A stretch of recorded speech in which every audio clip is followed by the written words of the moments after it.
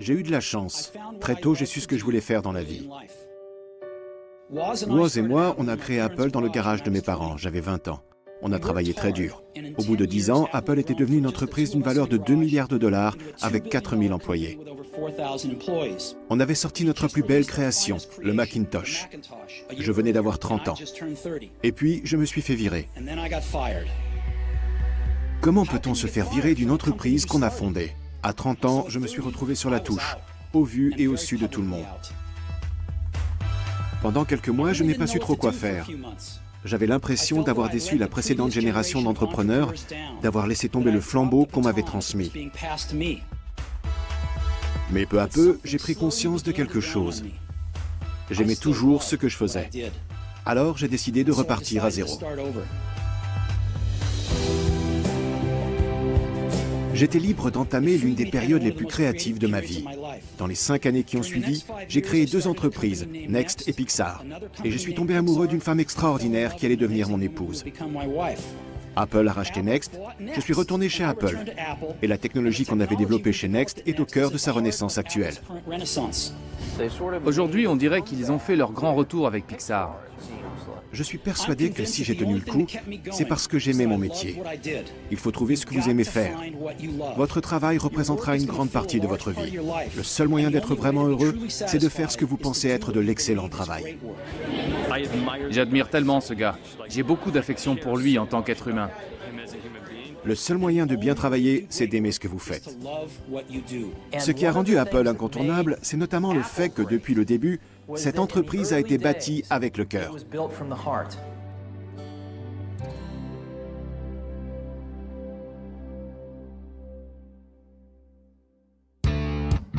Quoi de plus logique que Stephen Paul Jobs voit le jour au centre de l'univers de la technologie le 24 février 1955.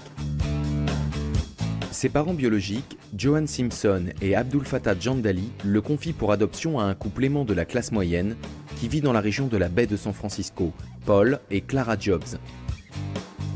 La procédure d'adoption comporte une condition particulière. Plus tard, l'enfant devra aller à l'université et décrocher un diplôme. Steve grandit parmi les abricotiers de la Silicon Valley. Dans cette région de Californie, il n'est pas rare de voir les garages des ingénieurs regorgeant de toutes sortes d'appareils électroniques. Steve Jobs est fasciné par cet univers. En 1969, il fait la connaissance d'un petit génie de l'informatique qui partage son intérêt pour l'électronique, Steven Wozniak, communément surnommé Woz. Les 2 adolescents deviennent immédiatement amis. Ils ont une passion commune pour tout ce qui touche à la technologie. On s'est rencontrés dans la rue, si je me souviens bien. On a commencé à se raconter les blagues qu'on avait faites, à parler de ce qu'on avait bidouillé en électronique. Moi, j'ai fait ci, moi, j'ai conçu ces ordinateurs-là. Ça a tout de suite accroché entre nous. Ses parents biologiques ayant décidé à l'avance qu'il ferait des études, l'université a toujours fait partie de ses projets. Une fois en âge d'aller à la faculté, Steve Jobs choisit l'université de Reeds dans l'Oregon. Ce sont des études qui coûtent cher.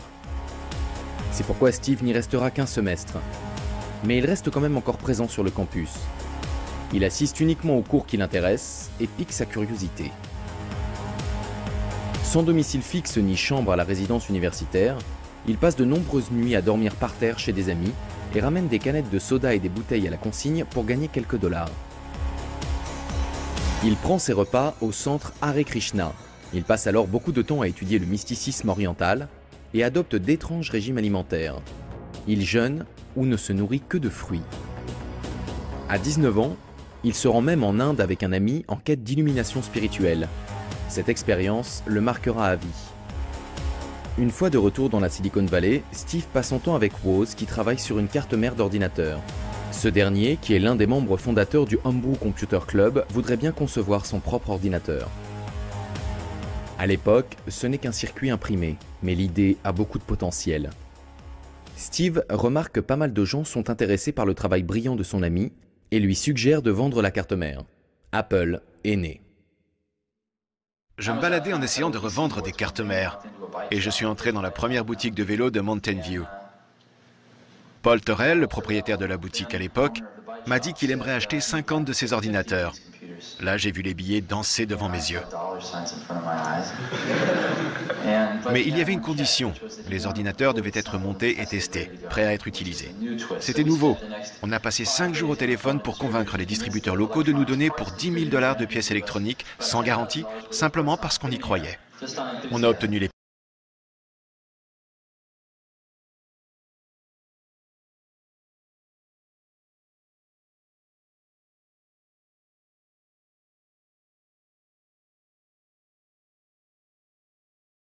émotivité. Mais il avait des idées fantastiques. Et quand on a créé Apple, c'est lui qui soulevait des problématiques pertinentes. Pourquoi une entreprise n'est pas organisée comme ça? Pourquoi cette personne plutôt que celle-là ne fait pas ce travail-là? On ignorait totalement ce que les gens allaient faire de tout ça quand on a débuté. En fait, au début, c'était conçu principalement pour Woz et moi. On ne pouvait pas se payer un kit d'ordinateur. Alors on prenait des pièces sur les Hewlett-Packard et les Atari. On a travaillé sur un concept pendant 6 mois et on a décidé de fabriquer notre propre ordinateur. La première année, l'entreprise Apple ne se trouve pas dans les bureaux de la Silicon Valley, mais dans le petit garage poussiéreux de Steve, à Cupertino, en Californie. Là, ils assemblent des cartes mères à la va-vite et les amènent à des boutiques informatiques locales pour faire plus de ventes. Pendant ce temps, Woz travaille sur un nouvel ordinateur beaucoup plus sophistiqué, l'Apple II, qu'il termine en 1977. Les deux hommes savent que l'Apple II est une machine révolutionnaire, beaucoup plus avancée que tout ce qui est commercialisé à l'époque. Steve part immédiatement à la recherche de sociétés de capital risque pour investir dans le projet et développer le produit sur le marché. Finalement, un accord est conclu avec Mike Markkula, un ancien cadre chez Intel qui se montre très enthousiaste. Mike va investir pratiquement 250 000 $ dans leur entreprise. Steve et Woz espèrent ainsi qu'elle fera un jour partie des 500 firmes américaines les plus prospères. Mike leur prédit que cela se produira d'ici seulement 2 ans. L'avenir lui donnera raison. L'Apple II devient rapidement le symbole de la révolution de l'ordinateur personnel à travers le monde. Grâce à ses caractéristiques matérielles novatrices, dont ses graphismes en couleur et sa très large gamme de logiciels compatibles, il écrase la concurrence. On n'a encore qu'une vague idée de ce que ça peut donner. Je vais prendre un exemple. Qui parmi vous a déjà utilisé VisiCalc? Ça fait pas mal de monde. Chez Apple, chaque secrétaire dispose désormais d'un ordinateur Apple sur son bureau. Et toutes effectuent leurs travaux de traitement de texte avec. Elles ont quand même du mérite quand on voit le logiciel qui est sorti. Ils font aussi beaucoup de modélisation financière sur ces machines. Steve tenait avant tout à créer des entreprises et faire de l'argent, parce que c'est comme ça qu'on devient important. Alors que moi, je voulais simplement développer des petits produits. Ce qui est bien plus important que d'élaborer un produit, c'est que nous sommes en train de structurer une entreprise. Et j'espère que l'ensemble de ce qu'elle représente sera plus incroyable que la somme des parties qui la constituent. En fait, le secret du succès de l'Apple II s'appelle VisiCalc. C'est le premier logiciel de tableur à être commercialisé. Des milliers de personnes ont acheté un Apple II rien que pour pouvoir l'utiliser. Par conséquent, l'entreprise se développe à un rythme démentiel. Et au bout de 2 ans seulement, elle est introduite en bourse. En étant en concurrence avec IBM, on s'est amélioré sans cesse au fil des mois. Mais il y a un problème. Leur entreprise est si importante et sa domination sur certains marchés est si grande que je pense qu'Apple est le seul obstacle qui les empêche d'avoir une mainmise totale sur cette industrie. Décembre 1980. À 25 ans, la situation nette de Steve Jobs vient de dépasser les 200 millions de $. Pourtant, le succès d'Apple est menacé. Le géant de l'industrie informatique IBM prévoit de se lancer sur le marché du PC au début des années 80.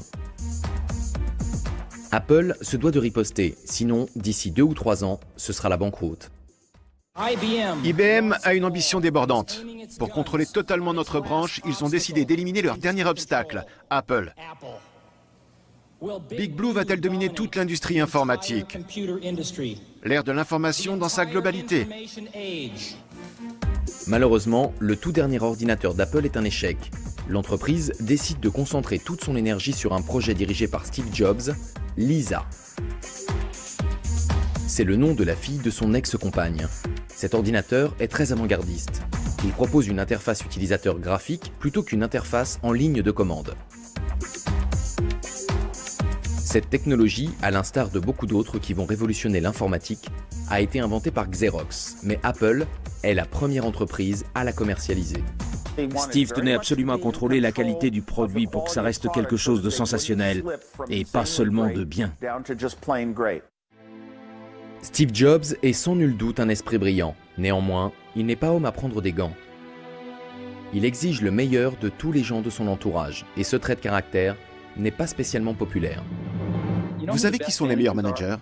Ce sont d'excellents collaborateurs qui ne voulaient pas devenir managers, mais qui ont décidé qu'ils devaient s'y coller, parce que personne ne pouvait faire ce travail aussi bien qu'eux. Steve Jobs est rapidement évincé du projet Lisa à cause de son tempérament.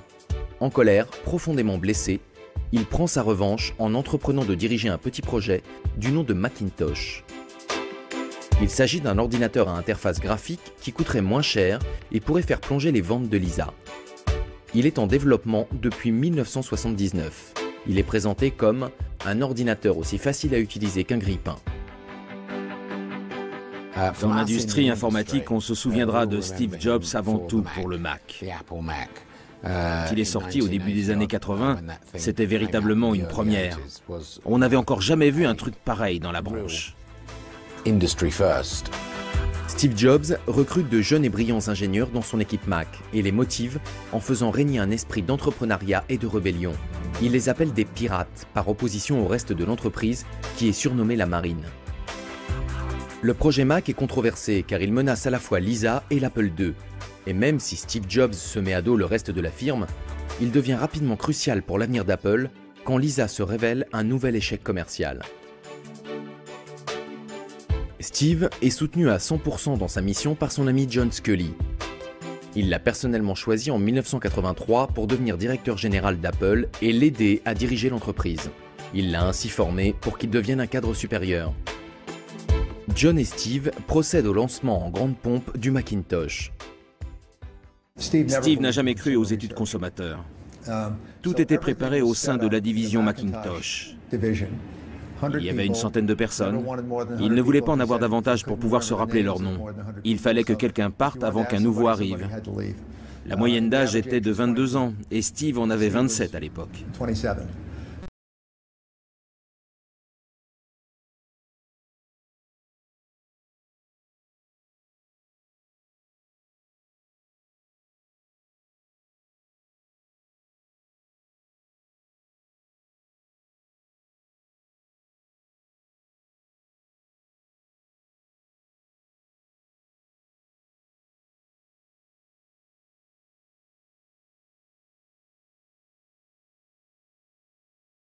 John Sculley. Finalement, John Sculley et le conseil d'administration décident de le décharger de ses fonctions dans l'entreprise. Il ne participe plus du tout aux activités de cette dernière. Seul son nom figure encore au conseil d'administration en tant que président. Ce rebondissement bouleverse totalement Steve Jobs. Il vient de perdre son bébé. En ce qui le concerne, Apple n'est plus qu'un souvenir. Et puis je me suis fait virer. Comment peut-on se faire virer d'une entreprise qu'on a fondée? Je n'ai pas vraiment eu besoin d'expliquer le concept de l'expérience utilisateur à Steve.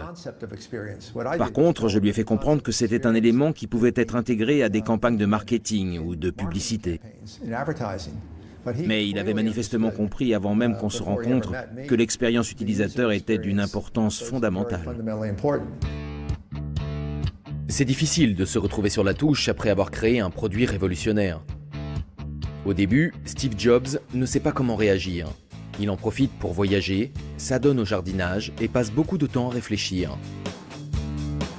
Mais le destin a voulu qu'en 1985, on le présente à un petit groupe de brillants experts en graphisme informatique. À cette époque, George Lucas voudrait bien céder ses investissements dans l'entreprise contrôlée par ces remarquables artistes. Quand on arrive là-bas, John Lasseter est déjà en place. Et on se nourrit de cette sorte d'énergie et d'enthousiasme qu'il dégage. Il vous donne le contexte de la scène à jouer et vous n'avez plus qu'à vous lancer. George Lucas est connu pour sa saga épique de la guerre des étoiles. Steve Jobs rêve de réaliser des dessins animés grâce à un ordinateur. Ce projet lui correspond donc tout à fait. Il est novateur, original et il pourrait se révéler très lucratif. Steve Jobs fait un chèque de 10 millions de dollars et en 1986, Pixar voit le jour. Travailler avec Pixar, c'est vraiment une très bonne expérience. C'est une entreprise qui a des idées fantastiques. Ce qui est tellement extraordinaire chez Pixar, c'est le fait qu'on se soit intéressé à cette nouvelle technologie qu'est l'animation par ordinateur. Et que ça ne constitue pas à nos yeux un moyen de remplacer la créativité ou l'art véritable du cinéma. On considère plutôt ça comme de nouveaux crayons luxueux et très sophistiqués. Voilà ce que c'est pour nous. Des créatifs utilisent ces ordinateurs comme un artiste se servirait d'une feuille et d'un crayon chez Disney. Dans notre activité, on se concentre toujours sur ce qui est le plus important, c'est-à-dire l'histoire et les personnages. Je pense que si Toy Story est un tel succès, ce n'est pas parce que c'est un film d'animation réalisé par ordinateur, mais parce qu'il y a des personnages comme Buzz l'éclair et Woody, ainsi qu'une histoire qui a vraiment passionné le public. L'investissement dans Pixar était peut-être considérable, mais la passion de Steve Jobs est toujours de créer des ordinateurs d'exception. En septembre 1985, il annonce aux dirigeants d'Apple qu'il va prendre la tête d'une nouvelle société. J'ai eu une conversation absolument charmante avec des enfants de 4 à 5 ans. Ils en savent sûrement autant que moi sur les ordinateurs. Peut-être même plus. Ils savent très bien s'en servir. Ils sont totalement à l'aise avec tout ça. Ils m'ont battu pratiquement à tous les jeux. Ça a vraiment été une expérience sensationnelle. On aborde toujours toutes ces technologies nouvelles sur un plan verbal ou intellectuel. Mais là, j'ai eu la chance de voir concrètement une vingtaine d'élèves dialoguer de façon individuelle avec un ordinateur. Et j'ai repensé à mes années d'école, où rien de tout ça n'existait et où on passait notre temps à faire des bêtises. Pour la société Next, l'objectif est de créer un ordinateur sophistiqué pour des recherches scientifiques et d'enseignement supérieur. Steve Jobs ne va pas quitter Apple les mains vides. Quelques-uns des meilleurs ingénieurs et commerciaux de l'équipe Mac vont le suivre.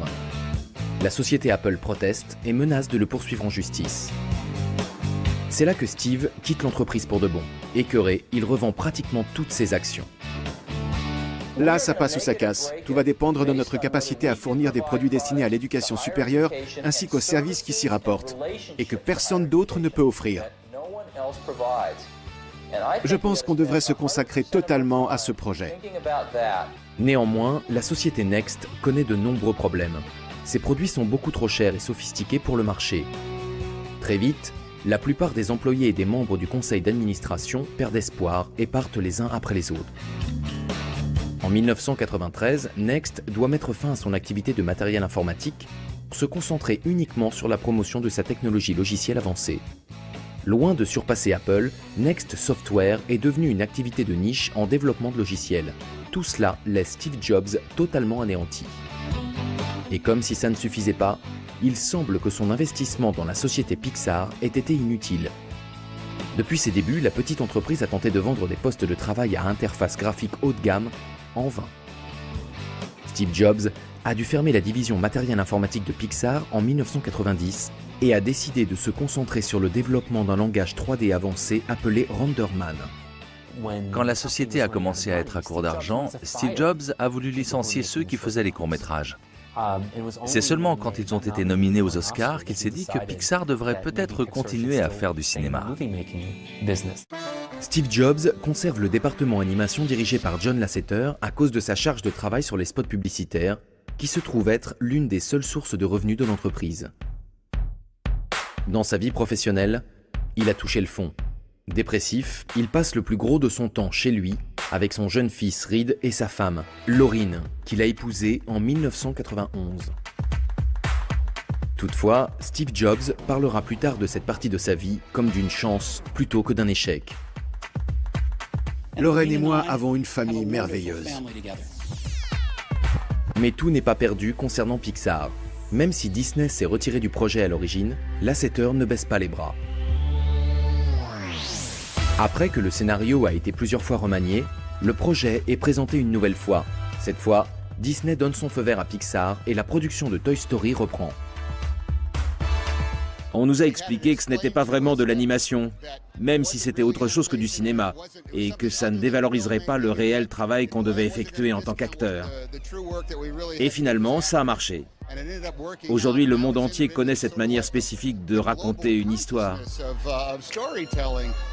Pour réussir à faire partie de l'équipe, pour être le plus grand de la bande avec les bottes et le chapeau de cow-boy, il fallait être conscient qu'on avait une sorte d'étrange responsabilité sur le plan professionnel et social.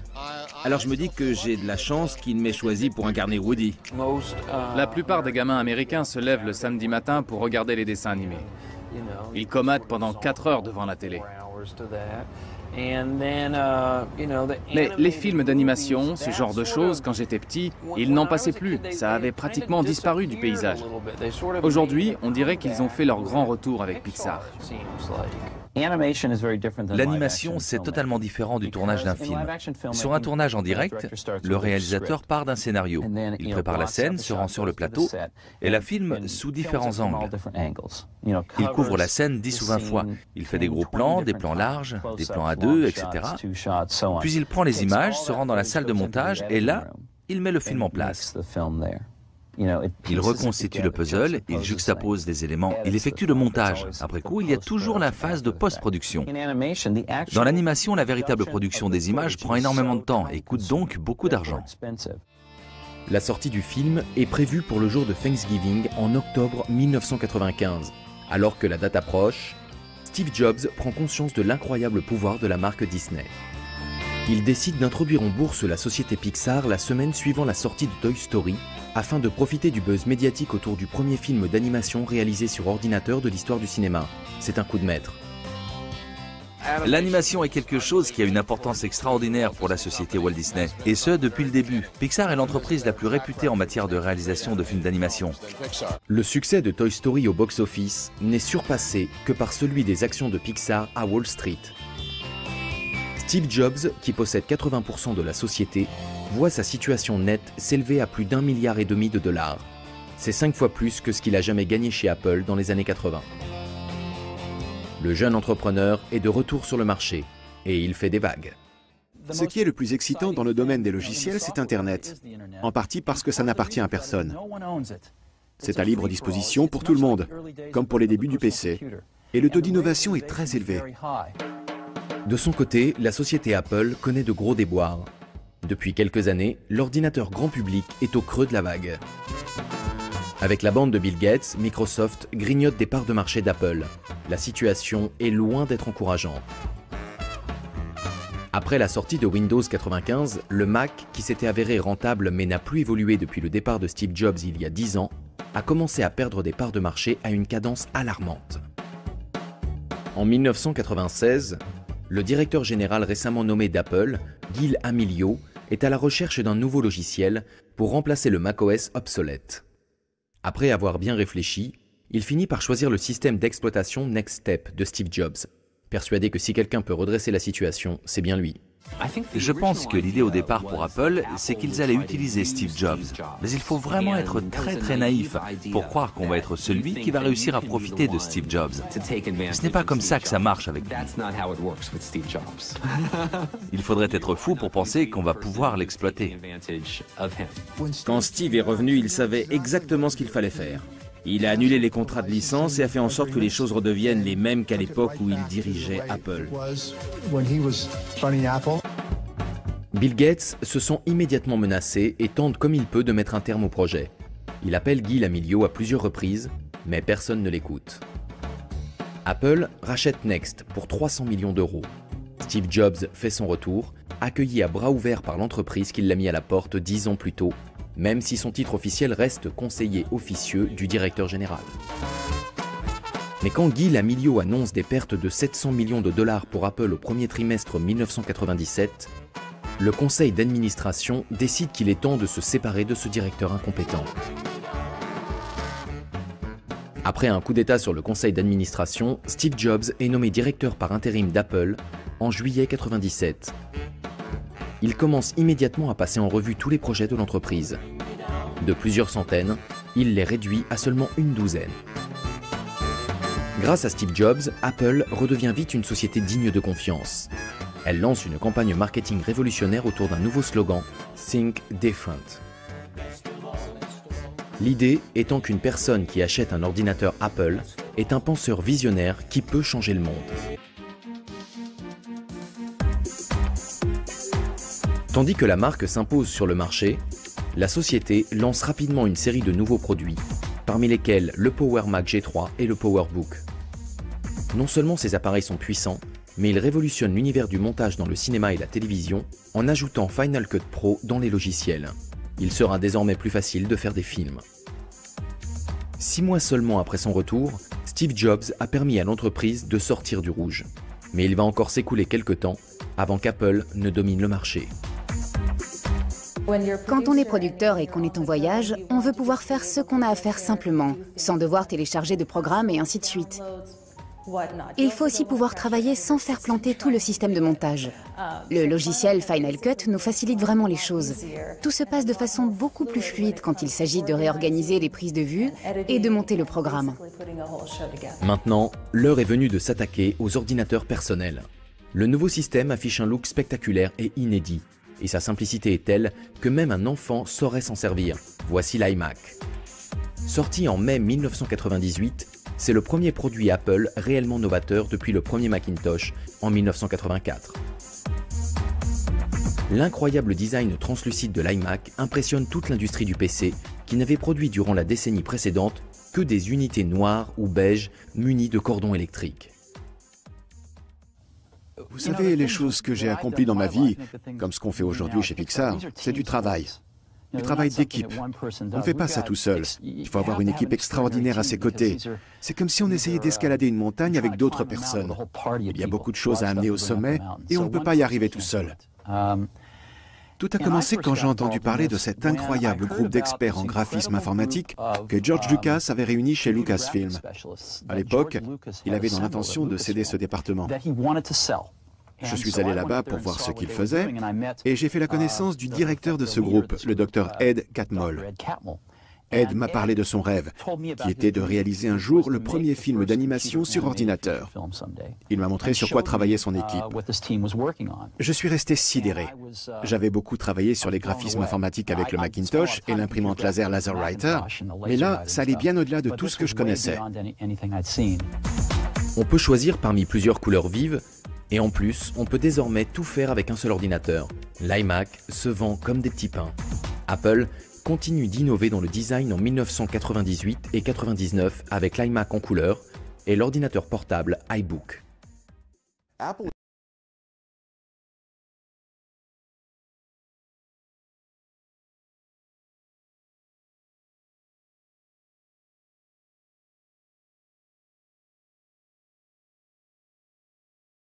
Le directeur général d'Apple à plein temps en janvier 2000, Steve Jobs devient le premier individu à jamais avoir été simultanément directeur général de 2 entreprises cotées en bourse. Avec toutes ces innovations, la raison principale du retour de Steve Jobs chez Apple ne s'est pas encore concrétisée. Après tout, son objectif consiste à équiper le système d'exploitation Mac de la technologie logicielle de Next. C'est finalement chose faite au début de l'année 2001 avec la sortie de la première version du système d'exploitation révolutionnaire d'Apple, Mac OS X. Mac OS X est en réalité le système d'exploitation Next Step avec une façade de Mac. Néanmoins, il va devenir un atout essentiel avec le développement par la société de plusieurs applications d'avant-garde faisant partie de la stratégie de plateforme numérique. Cette stratégie est une vision de l'avenir de l'ordinateur personnel. Actuellement, on est un peu limité dans le type de produit qu'on peut définir. Téléphone portable, tablette, ordinateur, où sont les possibilités d'expansion?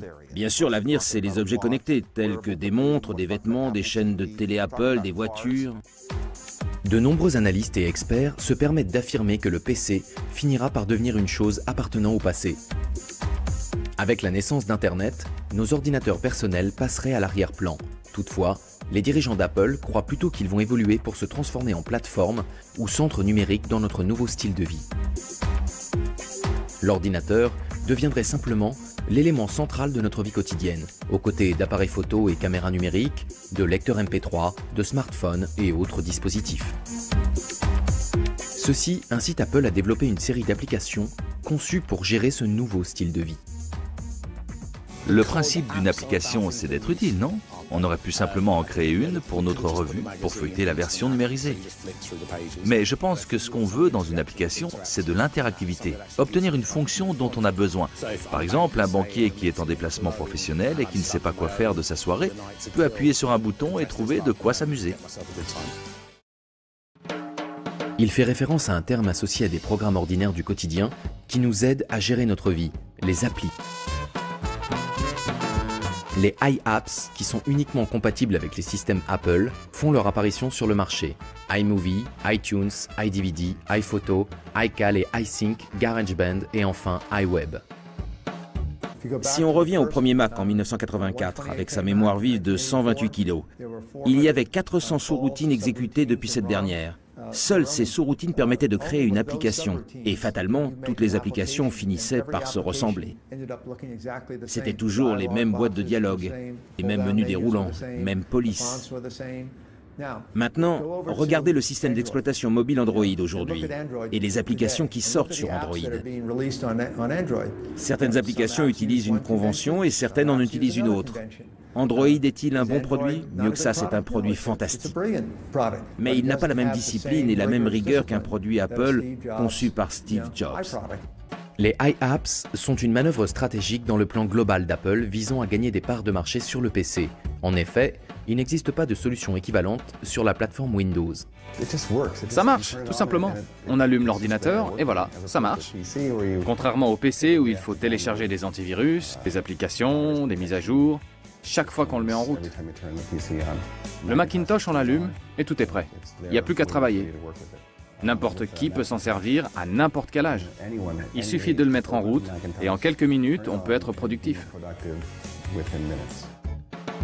Malheureusement, le montage vidéo sur ordinateur ne devient pas aussi populaire que Steve Jobs l'avait prévu. Il tourne alors son attention vers la musique numérique. Ce projet très en vogue a été lancé par Napster et Apple tient avant tout à se mettre à la page. À sa sortie, l'iPod écrase la concurrence. Il est simple d'aspect, il a un look unique et surtout, il est tout fin et très facile à utiliser. Dès le départ, il est numéro 1 des ventes. Pour la première fois, ce n'est pas pour l'informatique personnelle que les gens achètent un Mac, mais pour avoir le minuscule lecteur MP3 qui rentre dans la poche. Apple profite de ce succès d'abord en rendant compatible le lecteur Windows, puis en persuadant les maisons de disques de vendre leurs chansons sur iTunes. Quand arrive l'année 2006, iTunes et l'iPod sont devenus les leaders incontestés de la nouvelle ère de la musique numérique. Cette même année, une étape importante est franchie quand les revenus d'Apple provenant de la vente d'iPod atteignent le niveau de ceux provenant de la vente d'ordinateurs. Pour la première fois dans l'histoire, l'entreprise créée dans la petite ville de Cupertino en Californie a quitté ses marchés de niche pour devenir un acteur aussi influent dans l'électronique grand public que Microsoft dans le domaine du PC, avec une part de marché de 75%.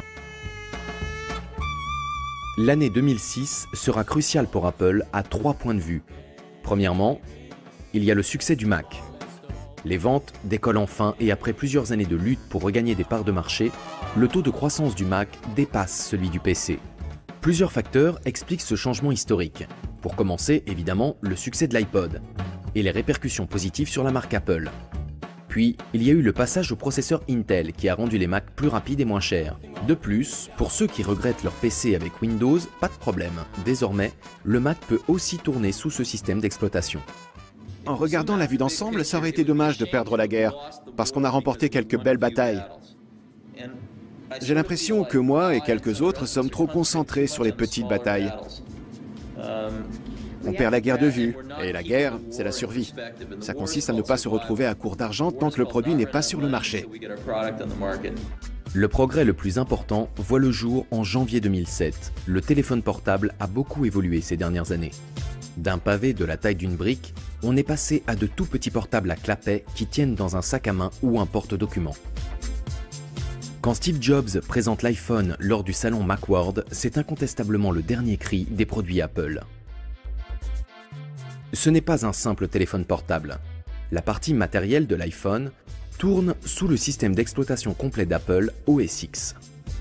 En outre, sa technologie multitouch et ses fonctions de navigation sur Internet et de lecteur MP3 associées à une interface très simple d'utilisation en font un smartphone qui a des années-lumière d'avance sur la concurrence. Son arrivée sur le marché bouleverse totalement l'industrie du téléphone. Et ce, jusqu'à l'accord exclusif passé par Apple avec le fournisseur AT&T pour des souscriptions d'abonnement. 3 ans après son lancement, l'iPhone sera entré dans l'histoire comme le tout premier appareil de convergence numérique. C'est comme si on avait à la fois un ordinateur, un iPod et un portable dans sa poche. C'est encore une preuve flagrante qu'Apple délaisse ses activités liées à l'informatique personnelle.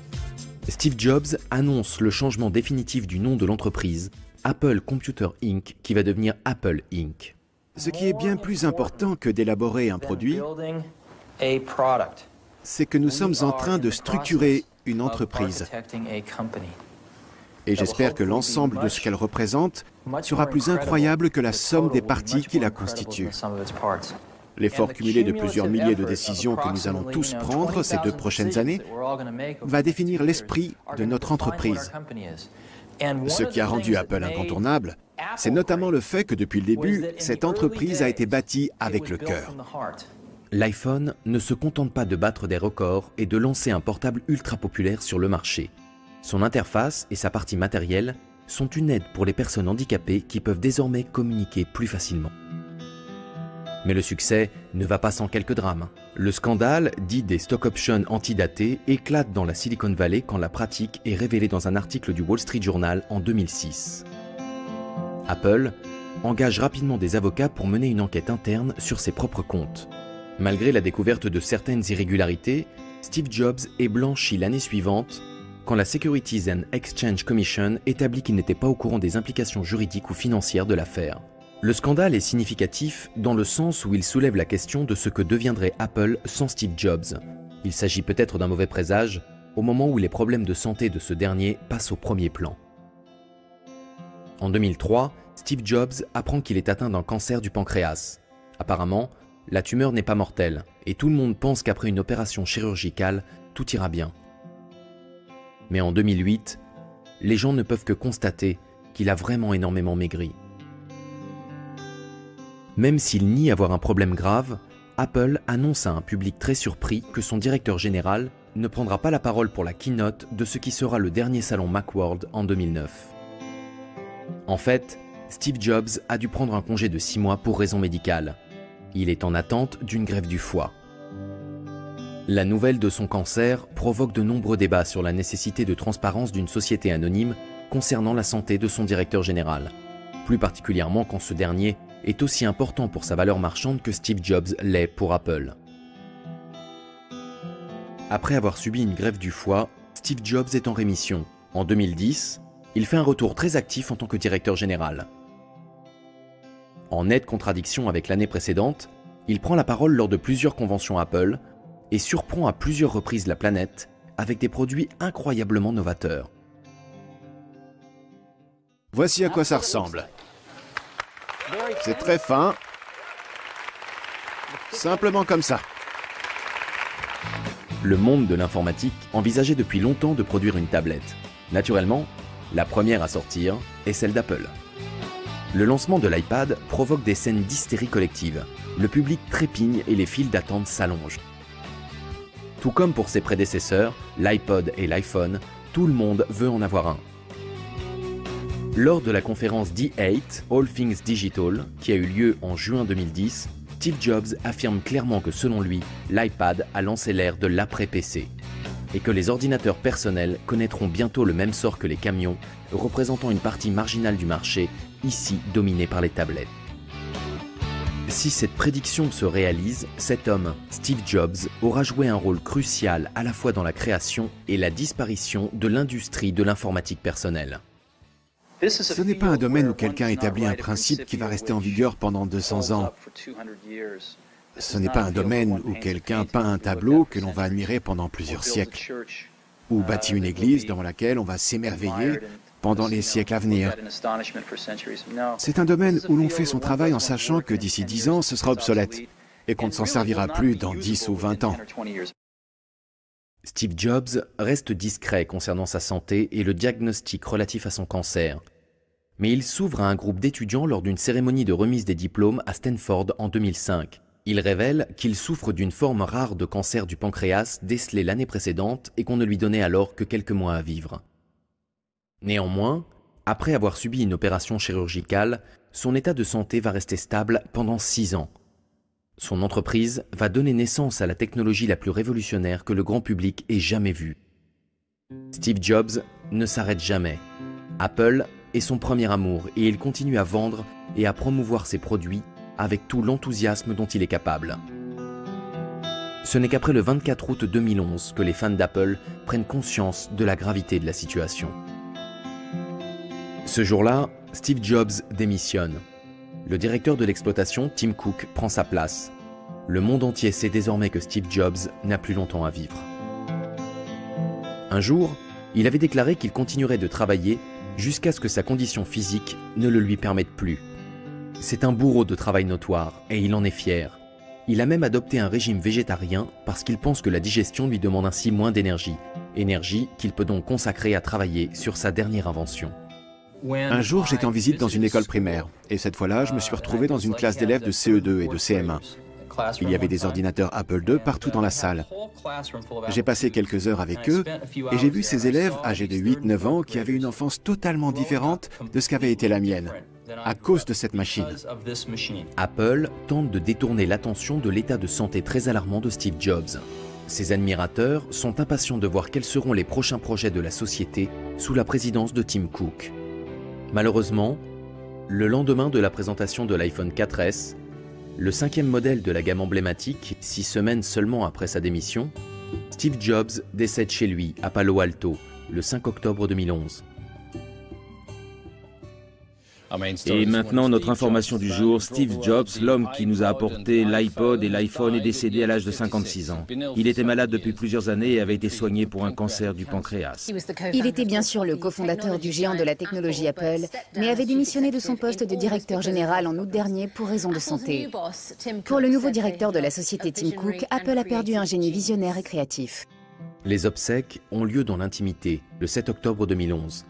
Les détails de l'organisation ne sont pas rendus publics par respect pour la famille. Le même jour, Apple annonce qu'aucune cérémonie publique n'est prévue, mais la firme encourage toutes les personnes voulant témoigner leur sympathie à envoyer leur message de condoléances à une adresse email créée spécialement à cet effet. Steve Jobs est inhumé à l'Alta Mesa Memorial Park, le seul cimetière laïque de Palo Alto. Les réactions suite au décès de Steve Jobs lui donnent plutôt un statut d'icône planétaire que de génie de la technologie. Des millions de fans d'Apple à travers le monde se réunissent pour mettre en place des mémoriaux improvisés devant les boutiques de la marque ou devant sa maison et expriment même leur peine sur Internet. Ils postent des photos et des messages en souvenir sur les réseaux sociaux pour partager leur histoire personnelle et exprimer comment Apple a changé leur vie. L'œuvre de Steve Jobs a réellement eu un impact pour les gens aux 4 coins de la planète. Désormais, grâce à ses inventions, le monde est connecté. Des hommages pleins d'émotions de la part de nombreux chefs d'État et même de son plus grand rival inondent les appareils multimédia qu'il a contribué à inventer. J'adorais son enthousiasme. Le fait qu'il soit rayonnant et aussi un peu soulagé, il faut bien le dire, qu'on ait réussi. Au bout du compte, on y est arrivé et c'était bien. Vous voyez son sourire d'ici, non? Cette satisfaction d'avoir créé quelque chose de génial pour tout le monde. Le plaisir face à la défaite, face au cynisme. Le refus d'être raisonnable. Le refus de s'entendre dire des centaines de fois « Mais tu n'y arriveras jamais ». C'était un génie de la technologie et du marketing. On pourrait le voir comme un Edison des temps modernes. Je pense que dans 100 ans ou peut-être 200 ans, les gens se souviendront encore de lui et que le genre d'appareil mobile que ce gars a inventé sera encore un important sujet de conversation. C'était mon ami le plus proche et le plus loyal. On a travaillé ensemble pendant presque 15 ans et il se moquait encore de la façon dont je prononçais le mot « aluminium ». Je suis allé le voir quand il était malade, j'ai passé du temps avec lui. Vous avez parlé de quoi? De ce qu'on avait appris. de nos familles, de la pluie et du beau temps. Avec le peu de formation qu'il avait dans la technologie, ça prouve bien que le design peut mener à tout. Il nous a apporté des produits sensationnels grâce à ça. Il savait très bien comment faire la promotion d'une marque. Il avait très bien compris ce qu'il fallait faire. C'était quelqu'un qui avait un sens inné du marketing, un don absolument incroyable. Pendant 2 semaines, on s'est tous demandé comment on allait te faire nos adieux. Ce matin, je voudrais simplement terminer en disant merci Steve. Très peu de temps après le décès de Steve Jobs, un projet de biopic sur le fondateur d'Apple est mis en route. Intitulé Jobs, le film est basé sur la carrière de l'homme d'affaires américain et couvre les années comprises entre 1971 et 2011. Dans ce film, réalisé par Joshua Michael Stern, écrit par Mike Whiteley et produit par Mark Hume, Ashton Kutcher a été choisi pour incarner le géant de la technologie. Ashton Kutcher a expliqué récemment qu'il s'était totalement plongé dans le rôle et qu'il avait même adopté le régime controversé de Steve Jobs à base de fruits. Je me suis rendu compte qu'un régime frugivore pouvait entraîner de sérieux problèmes. Certaines scènes sont notamment tournées dans la maison d'enfance de Steve Jobs à Los Altos. Ashton Kutcher, féru de technologie, et l'autre acteur vedette Josh Gad, qui incarne Steve Wozniak, veulent s'assurer que le film soit fidèle à la réalité jusque dans les moindres détails. On l'a projeté à certains membres de l'équipe Macintosh des débuts. Et ils nous ont dit, là, ça ne s'est pas passé comme ça. Ça a dû se produire un bon millier de fois. Sinon, 2 ou 3 personnes dans cette équipe sont venues me voir pour me remercier parce que on leur a permis d'avoir passé encore 2 heures avec Steve. C'était vraiment un grand honneur. Un jour, durant le tournage, Ashton Kutcher a même demandé au chef accessoiriste de retirer certains objets dans une scène parce qu'ils ne seraient inventés que l'année suivante. Cependant, tout le monde n'est pas convaincu. Certains pointent du doigt des incohérences majeures. Ce n'était pas un excellent film. J'espérais voir un film qui montre Steve Jobs, son intelligence, sa façon de trouver des idées, de débattre avec les gens, de prendre des décisions, et aussi son côté méchant, celui qu'on aime et qu'on déteste. Je voulais ressentir ces émotions. Et j'ai trouvé le film très plat, vraiment plat. Il manquait quelque chose, peut-être dans le jeu d'acteur, je ne sais pas. On retrouvait bien les petites manies de Steve Jobs, mais pas son esprit, sa manière de penser. Il y avait aussi beaucoup de scènes relatant des choses qui n'ont jamais eu lieu en réalité. Bon, les scènes romancées, ce n'est pas grave, on ne peut pas réinventer le passé et y être totalement fidèle. Vous n'avez pas aimé le personnage de Steve Jobs? Est-ce que les scènes veulent vraiment dire quelque chose? On voit tout le temps Steve Jobs comme cette espèce de gourou qui donne des ordres et dispense sa sagesse à tout le monde. Et généralement, surtout au début, c'était plutôt le contraire. Juste une petite chose, j'ai été très vexé qu'on me décrive comme le gars fan de musique pop et des Beatles alors que Steve était le mec branché fan de Dylan. Attendez un peu, j'avais tous les albums de Dylan et je n'avais pas d'album des Beatles. Toutes les scènes ayant trait à Apple et à l'informatique n'ont rien à voir avec la réalité. Quand j'ai quitté la boîte, ça ne s'est pas passé comme ça, comme ils l'ont montré dans le film, jouant sur la corde sensible. Il ne m'a pas touché, il y a juste 3 petites blagues qui m'ont fait rire. Il semblerait qu'un nouveau film officiel sur Steve Jobs soit en chantier. Il serait chapeauté par Aaron Sorkin, créateur de la série The Newsroom et basé sur la biographie officielle de Walter Isaacson. Cette biographie nous a permis de mieux connaître cet homme qui a inventé le système informatique le plus simple à utiliser au monde. Peu après la sortie de cet ouvrage, le monde entier a eu un aperçu de ce qu'était la vie intime et les passions de Steve Jobs, parmi lesquelles son yacht de luxe. Walter Isaacson révèle que Steve Jobs aurait commencé à travailler sur le design de ce bateau après avoir vécu les plus belles vacances de sa vie lors d'une croisière privée. Conscient qu'il ne serait sûrement pas là pour assister à sa mise à l'eau, il a continué à se consacrer à sa conception jusqu'en 2010. Il m'a montré le bateau sur lequel il travaillait et m'a dit à quel point il était impatient de monter dessus, même si on savait tous les deux qu'il y avait de grandes chances que cela n'arrive jamais. Il n'a pas abandonné la construction pour autant. Non, bien sûr, sachant en plus que penser à la mort qui approche n'a jamais favorisé l'élan créatif. Steve Jobs a affirmé qu'il s'était beaucoup amusé pendant la conception du yacht. Il a déclaré « Je sais que je vais peut-être mourir et laisser à l'orine un bateau à moitié fini. Mais il faut que je continue, sinon ce serait comme admettre ma propre mort. » Après son décès, le célèbre designer français Philippe Starck révèle qu'il travaillait sur le projet avec lui et sa femme Laurine depuis 2005 et qu'il rendait visite au couple une fois par mois pour étudier les différents plans. Il se contente de préciser, sans autre détail, que le projet, que les médias pensaient à tort être un produit Apple, serait assez révolutionnaire.